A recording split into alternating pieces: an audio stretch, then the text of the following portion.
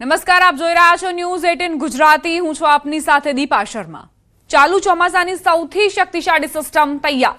પહેલીવાર આ ચોમાસામાં બન્યું ડીપ ડિપ્રેશન. ઓડિશા નજીક બંગાળની ખાડીમાં ડીપ ડિપ્રેશન સક્રિય હોવાની જાણકારી પ્રાપ્ત થઈ છે. હાલ પશ્ચિમ દિશામાં આ સિસ્ટમ આગળ વધી રહી છે. રાજ્યમાં છૂટાછવાયા સ્થળે ભારે વરસાદની સંભાવના છે. 30 કે 31 જુલાઈથી ફરી વરસાદી જોર વધી શકે છે અને વરસાદી વિસ્તાર સિસ્ટમનો ટ્રેક અનુમાન પ્રમાણે રહેશે. તો ફરી મધ્ય ગુજરાત, ઉત્તર ગુજરાતમાં વધુ વરસાદ સંભવ છે.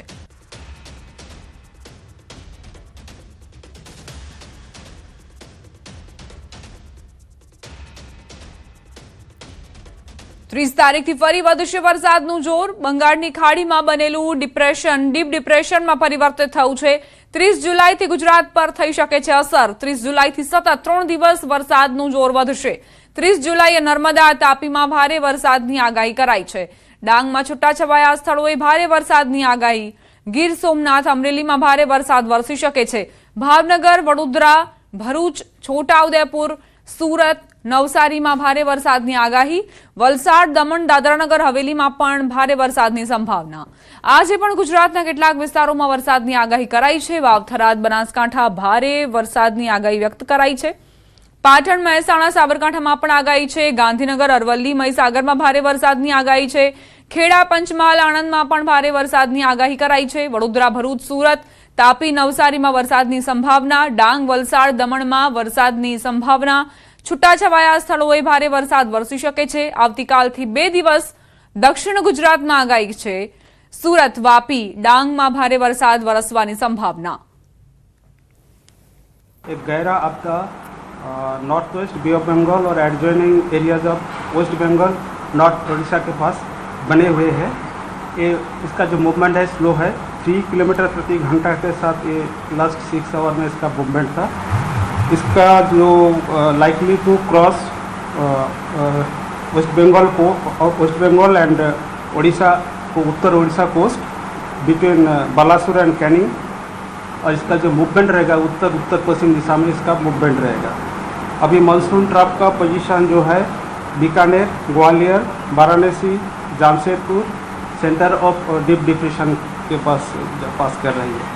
एक अपर एयर साइक्लोनिक सर्कुलेशन अभी दक्षिण पश्चिम राजस्थान और आसपास क्षेत्र में परसिस्ट कर रहा है. 29 तारीख को भी सिमिलर सिनेरियो रहेगा जुलाई. एंड 30 तारीख से फिर इसका जो रेनफॉल एक्टिविटी बढ़ेगी. इसमें वेरी हेवी रेनफॉल का वार्निंग ये दिया गया है ऑरेंज वार्निंग के साथ. 30 जुलाई को जो डिस्ट्रिक्ट आएगा नर्मदा, डांग, तापी हेवी रेनफॉल का वार्निंग दिया गया है. उसके साथ हेवी रेनफॉल वार्निंग दिया गया है वडोदरा, छोटाउदेपुर, बहरोज, सूरत, नवसारी, वलसाड, दमन, दादरा, नगर हवेली के लिए. और 31 जुलाई और 1 अगस्त इसमें और भी एक्टिविटी बढ़ने का संभावना रहेगी. अभी जो हमारा थंडरस्टॉर्म वार्निंग के बारे में बताएं तो अगले 5 दिन के लिए दोनों रीजन में थंडरस्टॉर्म वार्निंग दिया गया है. अभी तटीय क्षेत्रों में जो पवन का दिशा रहेगा दक्षिण पश्चिम से पश्चिम दिशा से पवन चलने का स्थिति रहेगा. ગુજરાતમાં ફરી એકવાર ભારે વરસાદની સંભાવના વ્યક્ત કરાઈ છે. જ્યોતિષ શાસ્ત્રી જયપ્રકાશ માઢકના અનુમાન મુજબ 30 કે 31 જુલાઈથી રાજ્યમાં વરસાદનો વધુ એક રાઉન્ડ શરૂ થઈ શકે છે. અલ્નીનો હોવા છતાં બંગાળની ખાડી સક્રિય છે તે સારા સમાચાર છે. ગ્રહ નક્ષત્રમાં 3 પરિવર્તન થવાના છે, તેથી વધુ એક વરસાદનો રાઉન્ડ આવશે. અલ્નીનો હોવા છતાં આ જે બંગાળની ખાડી વધુ ને વધુ સક્રિય બની રહી છે એ એક સારા સમાચાર છે અને બહુ આવકાર્ય સમાચાર છે. 1 થી 3 ઓગસ્ટમાં ગ્રહ અને નક્ષત્રના 3 પરિવર્તનો થઈ રહ્યા છે.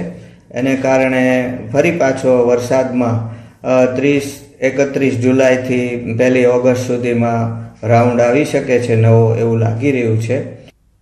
બંગાળની ખાડીમાં બનેલું ડિપ્રેશન ડીપ ડિપ્રેશનમાં ફેરવાયું છે. જો તેની ગતિ ન અવરોધાય તો વધુ એક ભારે રાઉન્ડ આવી શકે છે, જેની અસરથી મધ્ય ગુજરાતમાં ભારેથી અતિભારે વરસાદ સંભવ છે. 30-31 જુલાઈથી 3 ઓગસ્ટ દરમિયાન પહેલાં તો પૂર્વી ગુજરાતમાં જે મધ્યપ્રદેશને અડીને આવેલા ભાગ છે ત્યાં વરસાદ થશે. મધ્ય ગુજરાતમાં વરસાદ થશે. ઉત્તર ગુજરાતમાં પણ જોરદાર વરસાદ થશે અને દક્ષિણ ગુજરાત, સૌરાષ્ટ્રમાં પણ વરસાદ થઈ શકે છે. પશ્ચિમ સૌરાષ્ટ્રમાં અને કચ્છમાં પણ વરસાદ આવી શકે. જો આ સિસ્ટમનો કોઈ ટ્રેક ચેન્જ ન થાય તો એક સારો વરસાદનો રાઉન્ડ 31 જુલાઈથી 3 ઓગસ્ટ વચ્ચે આવી શકે છે. આ ઉપરાંત જો આ વરસાદ આશ્લેષા નક્ષત્રમાં એટલે કે 3 ઓગસ્ટ પછી પણ લંબાશે તો રાજ્યમાં ફરી પૂર જેવી પરિસ્થિતિ સર્જાઈ શકે છે. 3 ઓગસ્ટે સૂર્ય આશ્લેષા નક્ષત્રમાં પ્રવેશ કરશે. આશ્લેષાનો છાંટો ભારે હોય છે તો 3 થી 17 ઓગસ્ટમાં દેશના અમુક રાજ્યોમાં ભારે છાંટાથી વરસાદ આવીને પૂર આવી શકે એવી પણ શક્યતા રહેલી છે. અથવા તો એમ કહી શકાય કે ઓગસ્ટના બીજા ત્રીજા વીકમાં વરસાદનો એક નવો રાઉન્ડ છે એ ગુજરાતમાં પણ આવી શકે અને દેશમાં પણ સારો વરસાદ થઈ શકે છે. રાજ્યના 8 તાલુકાના ખેડૂતોની વધી ચિંતા. અત્યાર સુધીમાં 10%થી પણ ઓછો વરસાદ નોંધાયો છે. અબડાસામાં 7%, અંજારમાં 9.9% વરસાદ નોંધાયો છે. મુન્દ્રામાં 9.7% વરસાદ વરસ્યો છે. ભાણવડમાં 6.2% વરસાદ ખાબક્યો છે. દ્વારકા તાલુકામાં સૌથી ઓછો 1.4% વરસાદ નોંધાયો છે. કલ્યાણપુરમાં 1.9% વરસાદ ખાબક્યો છે. ખંભાળિયામાં 6.8% વરસાદ વરસ્યો છે. પોરબંદરમાં માત્ર 7.5% જ વરસાદ નોંધાયો છે. રાજ્યના 12 તાલુકામાં 100%થી વધુ વરસાદ. નવસારીના ઉમરગામમાં સૌથી વધુ 127% વરસાદ ખાબક્યો. સાંતલપુરમાં 110.8%, કડીમાં 101.3%, મહેમદાવાદમાં 110%, નડિયાદમાં 103%, જૂનાગઢના માંગરોળમાં 107.5%, અંબિકામાં 112.2%, કામરેજમાં 104.6% વરસાદ વરસ્યો છે. પલસાણાની વાત કરીએ કે જ્યાં 118.9% વરસાદ નોંધાયો છે. ચીખલીમાં 114.7% વરસાદ ખાબક્યો. ખેરગામમાં 110.6%, પારડીમાં 100.4%, વલસાડમાં 100.6% વરસાદ નોંધાયો છે.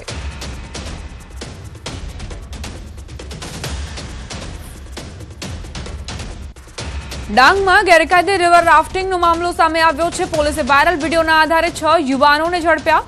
જાહેરનામાના ભંગ બદલ 6 યુવકોની અટકાયત કરી. ખાપરી નદીમાં જીવના જોખમે રિવર રાફ્ટિંગ કરી રહ્યા હતા. કોઈપણ સુરક્ષા સાધનો વગર આ યુવાનોએ રિવર રાફ્ટિંગ કરી હતી. હાલમાં વરસાદી પરિસ્થિતિને ધ્યાનમાં રાખીને જિલ્લા મેજિસ્ટ્રેટે જાહેરનામું બહાર પાડી નદીઓ, તળાવો, ચેકડેમ, નાળા અને ધોધમાં પ્રવેશ પર પ્રતિબંધ મૂક્યો છે.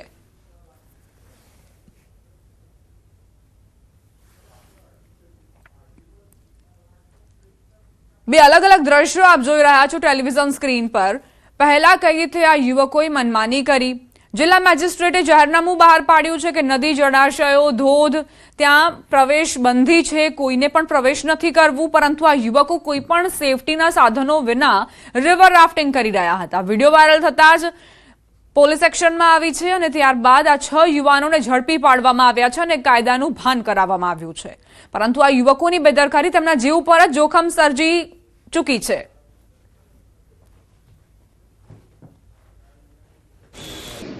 પોતે એક બોટ બનાવીને અને રિવર રાફ્ટિંગ આપણી પાસે કે સર્ટિફાઈડ છે અમે લોકો આવી રીતે રિવર રાફ્ટિંગ કરતા હતા. એમના વિરુદ્ધમાં કાયદેસરની કાર્યવાહી અત્યારે એસઓજી શાખા દ્વારા કરવામાં આવી છે. તો આ જાહેરનામા ભંગના કેસ આ 6 લોકો વિરુદ્ધ કરવામાં આવ્યું છે અને આ 6ની વિરુદ્ધમાં નોટિસ પણ આપવામાં આવી છે. અમદાવાદના ધોળકા અને ધોલેરા તાલુકામાં વરસાદે ભારે વિનાશ વેર્યો છે. ધોલેરાના પીપળી અને વાણી તળાવ ગામ પાણીમાં ગરકાવ થયા છે. એનડીઆરએફની ટીમે પીપળી ગામમાંથી 58 લોકોને રેસ્ક્યુ કર્યા છે, જ્યારે ધોળકામાં પણ સ્થિતિ હજુ પણ ઘણી ખરાબ છે.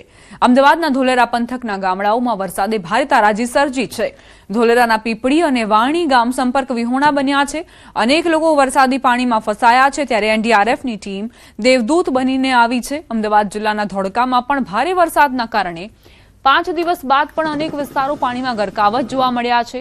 અમન પાર્ક અને વંદે માતરમ સોસાયટીમાં હજુ પણ ઢીંચણસમા પાણીનો જમાવડો છે, જેના કારણે રહેવાસીઓ પરેશાન થયા છે. પાણી ભરાવાના કારણે રહેવા, ખાવા પીવા સહિતની સમસ્યાઓ સર્જાઈ છે.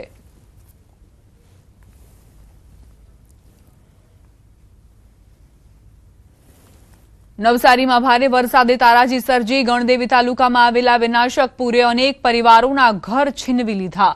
અંબિકા અને કાવેરી નદીના આવેલા પૂરમાં લોકોની ઘરવખરી અને સપનાઓ તણાયા. પરંતુ આ મુશ્કેલીની ઘડીમાં માનવતાના અનેક ઉદાહરણો પણ જોવા મળ્યા. અજાણ્યા લોકોએ મદદનો હાથ લંબાવ્યો, ભૂખ્યાને ભોજન આપ્યું અને જરૂરિયાતમંદોને સહારો આપ્યો. પરંતુ માણસની હિંમત અને માનવતા અડગ રહી. પાણી વધારે આવી ગયેલા હતા ને બકરી પાણીમાં પડી ગઈ અને મમ્મીને ફોન કર્યો તો મમ્મીએ કીધું કે પાણીમાં બકરી પડી ગઈ છે.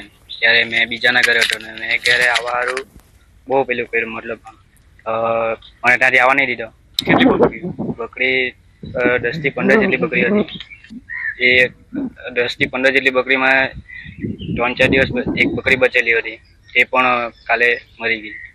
ગણદેવી તાલુકાના લોકોની હાલત હમણાં કફોડી બની ચૂકી છે, એટલા માટે કે અંબિકા અને કાવેરી નદીના પાણીએ વર્ષોથી ભેગી કરેલી કમાણી પર બનાવેલું ઘર પૂરના પાણીમાં તણાઈ ગયું છે.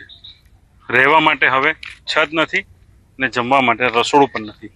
આ જ પરિસ્થિતિમાં લોકો રહી રહ્યા છે. ત્યારે વાત કરીશું શું સ્થિતિ છે અને એ દિવસો કેવા હતા. ત્યારે તો ગંભીર જ હતું. અમારું તો કઈ કપડા હેથી કઈ માણીને કઈ વસ્તુ બચી જ નથી. આખું જ ડૂબી ગયું. અહીંયા જ નહીં મળે, ઘરમાં કઈ થોબા લાયક નહીં મળે. જાનવર બાનવર ભેંસ બધું જ નીકળ્યું.